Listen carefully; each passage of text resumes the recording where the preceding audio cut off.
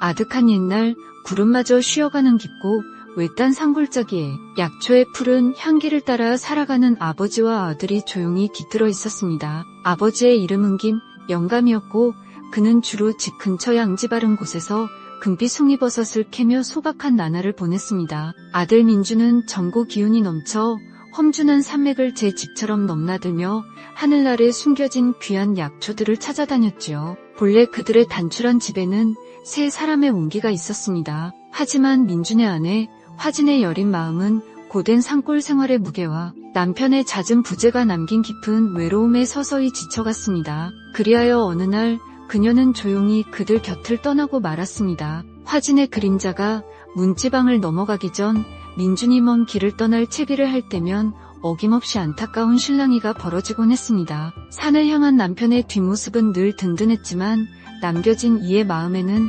그만큼의 그늘이 드리워졌습니다. 화진은 떠나는 남편의 옷깃이라도 붙잡고 싶은 심정으로 애달픈 목소리를 내었습니다. 이번 길은 또 얼마나 먼 하늘 아래 머무시다 오시렵니까? 민주는 아내의 젖은 눈망울을 보면서도 산의 부름을 거역할 수 없기에 명확한 약속을 건넬 수 없었습니다. 나의 길을 어찌 미리 알겠소. 허나 뜬구름 같은 약속일지라도 한 달 안에는 꼭 돌아오도록 애써보겠소. 희미한 약속의 화진의 얼굴에는 옅은 실망감이 그림자처럼 스쳤습니다. 그녀는 지난 날들의 헛된 기다림을 떠올리며 가슴속 응어리를 풀어놓듯 말했습니다. 지난번에도 그 전번에도 그리 말씀하셨지요. 허나 달빛 아래 홀로 새웠던 밤들을 생각하면 그 약조를 어찌 믿으오리까? 차라리 이 위태로운 산길을 버리고 저 아래 평평한 땅에서 저와 함께 흙을 벗삼아 사는 것은 정녕 아니 되시는지요? 민주는 깊은 산의 전기 같은 한숨을 내쉬었습니다. 그의 몸에는 대대로 약초를 캐온 선조들의 피와 산의 숨결이 흐르고 있었습니다. 깎아지른 절벽에서 피어나는 생명의 풀을 찾아내는 것이 그에게는 거스를 수 없는 운명이자 소명이었습니다. 나는 산의 속삭임을 듣고 자란 약초꾼의 아들이오. 이 푸른 산길이 나의 운명인 것을 어찌 갑자기 흙을 파는 농부가 될 수 있겠소. 나의 손은 약초의 기운에 더 익숙하오. 너무 마음 쓰지 마시오. 이번에는 필경 바람보다 빨리 돌아올 것이니, 그리고 내가 없는 동안 연로하신 아버님께 따스한 죽 한 그릇이라도 잘 챙겨주시구려. 하지만 민준의 애틋한 약속도 아내의 마음에 쌓인 기다림의 무게를 덜어주기에는 늘 모자랐습니다. 보이지 않는 벽처럼 부부의 마음 사이 고른 소리 없이 깊어져만 갔습니다. 결국 민준이 또 한 번의 약초 채집에서 돌아왔을 때 그를 맞이한 것은 싸늘하게 식은 아랫목과 주인을 잃은 작은 보따리 뿐이었습니다. 화진은 새벽 이슬처럼 흔적 없이 사라진 뒤였습니다. 그 후 민준은 더욱 깊은 산속으로 스스로를 내몰았습니다. 죄책감인지 슬픔인지 모를 감정들을 잊으려는 듯 약초 캐는 일에만 몰두했습니다. 김영감은 홀로 남은 아들의 지친 어깨와 깊어진 눈매를 말없이 바라보며 함께 시간을 견딜 뿐이었습니다. 깊고 외로운 산골에는 부자의 말없는 시간과 바람에 실려오는 깊은 한숨소리만이 메아리처럼 남게 되었습니다. 꼬박한 달간의 고된 산행에도 소득이 없어 깊은 절망에 빠져있던 민준의 눈앞에 기적 같은 일이 벌어졌습니다. 낡은 고목나무 아래 황금빛 상황버섯이 모습을 드러냈고 바로 그 옆 풀숲에서는 수백 년 묵은 듯한 거대한 산삼이 신비로운 기운을 내뿜고 있었습니다. 오, 세상에, 신받다. 이런 귀한 영물을 내게. 민주는 하늘이 내린 보물을 심장처럼 품에 안고 서둘러 산을 내려왔습니다. 그의 발걸음은 구름 위를 걷는 듯 가벼웠고 마음은 오랫동안 잊었던 희망으로 환하게 빛났습니다. 집으로 가는 길목의 읍내의 약재상에 들러 그는 조심스럽게 산삼을 내보였습니다. 산삼을 본 약재상 주인은 놀라 입을 다물지 못했습니다. 허허, 이런 영물은 난생 처음 봅니다.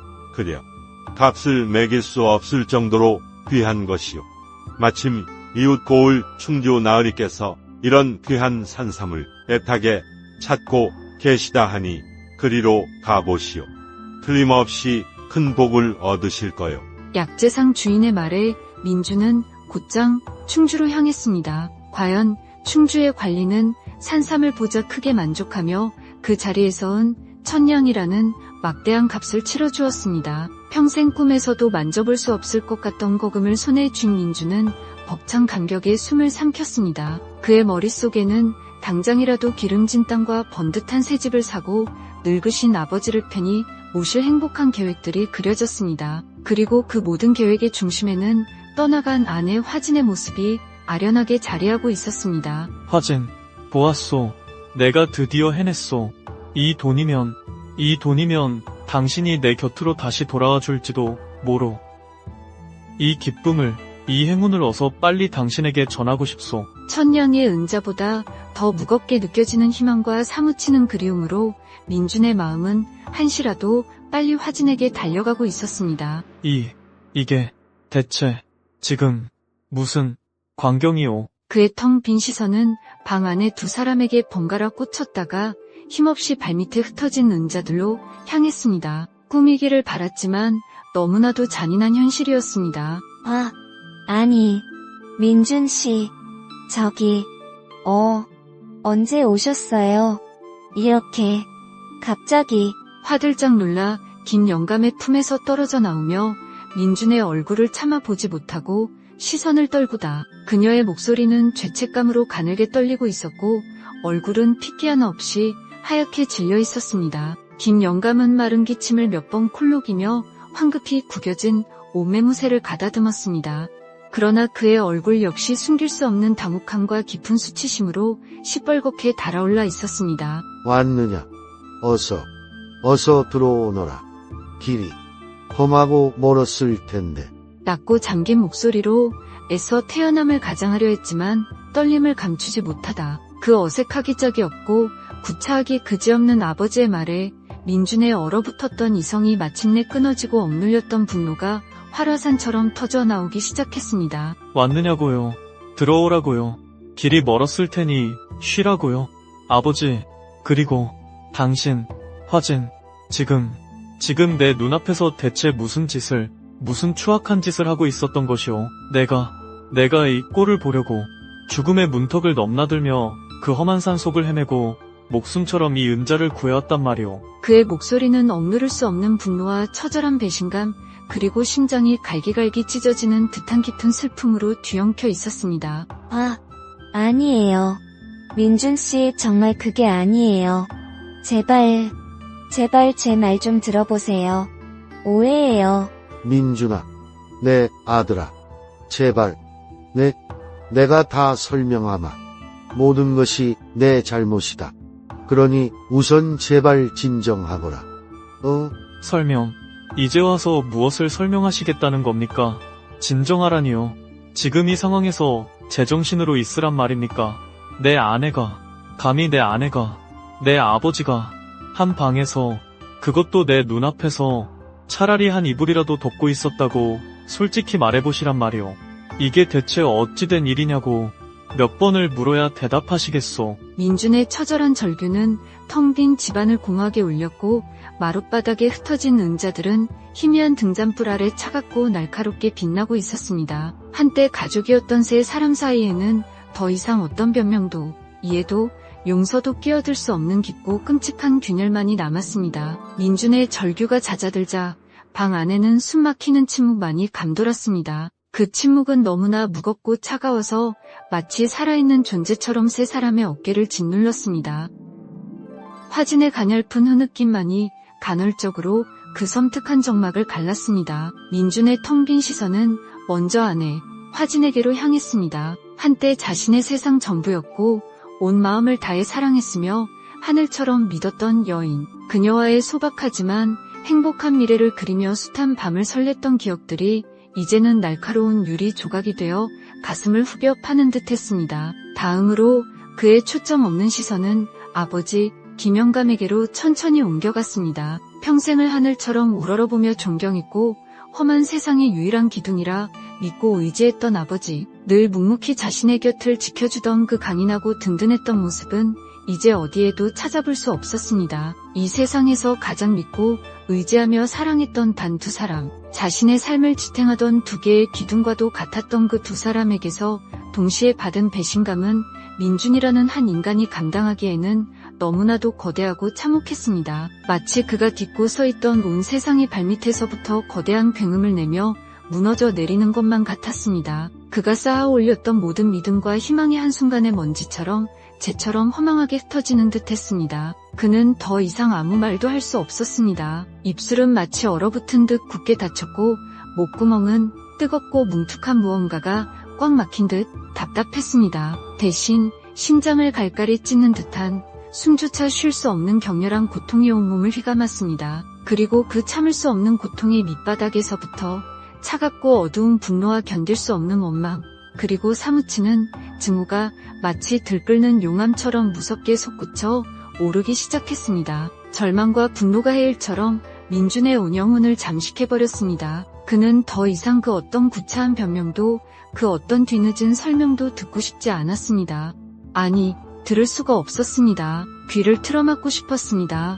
이미 그의 귀에는 화진의 애처로운 울음소리도 아버지의 당황한 목소리도 아무 의미 없는 공허한 소음처럼 흩어질 뿐이었습니다. 그의 심장은 너무나 깊고 예리하게 베이고 찢겨져 나가 더 이상 상처 입을 자리조차 남아있지 않은 듯 했습니다. 세상 그 무엇보다 굳건하다고 믿었던 사랑과 존경, 그 믿음이라는 것은 산산조각 다 가루가 되어버려 이제는 그 형태조차 찾을 수 없었습니다. 그의 삶을 지탱하던 가장 단단한 기반이 송두리째 무너져 내린 것이었습니다. 민주는 더 이상 아무 말 없이 피가 배어나올 정도로 세게 아랫입술을 깨물었습니다. 그리고 아주 천천히 마치 녹슨기계처럼 삐걱거리며 몸을 돌렸습니다. 그의 등 뒤에서 필사적으로 들려오는 두 사람의 목소리를 차갑게 외면한 채 그는 마치 지옥의 불구덩이에서 도망치듯 앞뒤 가리지 않고 미친 듯이 그 끔찍한 공간, 한때는 집이라 불렸던 그곳을 뛰쳐나갔습니다. 도저히 감당할 수 없는, 영원히 지워지지 않을 것 같은 처절한 고통과 뼛속까지 시리게 스며드는 듯한 참담한 치욕감을 가슴 가득 안고서 마룻바닥에 허망하게 터져 차가운 빛을 반사하던 은자들은 이제 그에게 아무런 의미도 갖지 못했습니다. 불과 얼마 전까지 그의 모든 희망이었던 그것은 이제 처참하게 부서져 버린 그의 삶을 비웃는 듯한 무심하고 차가운 금속 조각들에 불과했습니다. 그는 그것들이 발에 채이는 것조차 의식하지 못했습니다. 집을 뛰쳐나온 민주는 그저 정처 없이 달리고 또 달렸습니다. 어디로 가야 할지, 무엇을 해야 할지, 앞으로 어떻게 살아가야 할지 그의 머릿속은 하얗게 비어 아무것도 생각할 수 없었습니다. 그저 이 끔찍한 현실로부터, 이 지독한 고통으로부터 가능한 한 멀리, 아주 멀리 도망치고 싶다는 본능만이 그를 움직일 뿐이었습니다. 그의 앞에는 끝을 알 수 없는 짙은 어둠과 어디로 이어질지 모르는 막막한 길만이 끝없이 펼쳐져 있었습니다. 그날 밤 민준이 자신의 그림자조차 돌아보지 않고 집을 뛰쳐나간 그 순간을 기점으로 그의 삶은 다시는 이전으로 돌아갈 수 없는 슬픈 길로 접어들고 말았습니다. 그의 인생이라는 배는 방향타를 잃고 망망대해를 표류하기 시작했습니다. 한때 그의 심장을 뛰게 했던 약촉해는 일도, 세상 그 어떤 즐거움이나 보람도 더 이상 그의 텅 빈 마음에 아무런 감흥을 주지 못했습니다. 삶을 향한 모든 뜨거웠던 열정과 간절했던 의욕은 그날 밤 싸늘하게 식어 재가 되어버렸습니다. 세상에서 가장 믿었던 두 사람에게서 동시에 받은 배신감의 깊고 시린 상처는 영원히 지워지지 않는 낙인처럼 그의 영혼에 새겨져 밤낮으로 그를 괴롭혔습니다. 그 끔찍했던 기억은 떨쳐낼 수 없는 악몽처럼 그의 모든 시간을 따라다니며 잠식했습니다. 시간이 흐르면서 예전에 순박하고 정 많던 민주는 온데간데 없이 사라졌습니다. 따뜻했던 눈빛은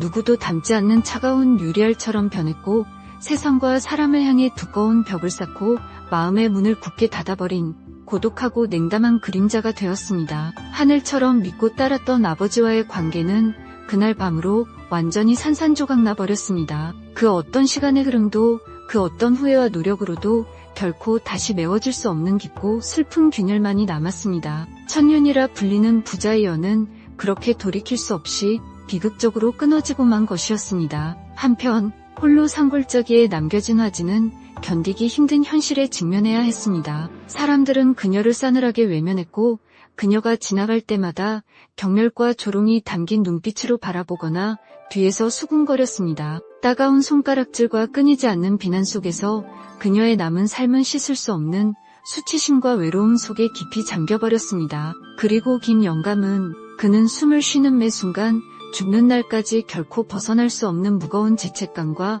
뼈를 깎는 듯한 끝없는 후회 속에서 고통스러운 나날을 보내야 했습니다. 그의 주름진 얼굴에는 돌이킬 수 없는 잘못에 대한 통한의 눈물만이 말을 날 없이 흘렀습니다. 한순간의 잘못된 욕망과 선택이 불러온 비극은 그렇게 관련된 모든 이들의 삶을 돌이킬 수 없이 어둡고 쓸쓸한 빛깔로 물들이고 말았습니다.